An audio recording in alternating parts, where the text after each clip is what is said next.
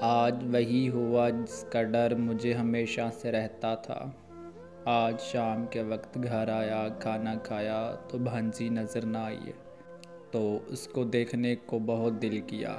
نام لیتا تھا بھانجی کا، لیکن آج وہ نام نہ چاہتے ہوئے لے لیا جس کا نام میں کبھی نہیں لینا چاہتا تھا۔ آج اس لڑکی کا نام زباں پہ آیا جو میرے خط اس تک لے جاتی تھی، لیکن کسی نے بھی میری بات پہ غور نہ کیا۔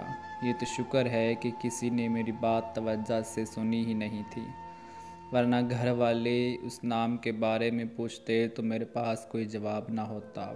میں جب کبھی گھر آتا ہوں تو نہ جانے کیوں میرے دل کے مالک کا نام زباں پہ آتا ہے، مگر بولتے بولتے چپ کر جاتا ہوں۔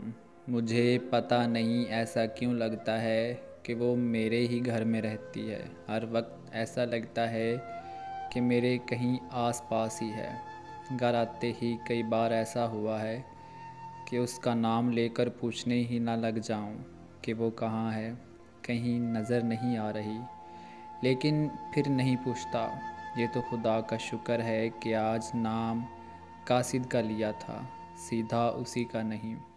اگر اسی کا نام لے لیتا تو گھر والے ضرور اس نام کے بارے میں پوچھتے، کیونکہ امی، ابو، بہنیں اور بہنوئی سب میری محبت کا قصہ جانتے ہیں۔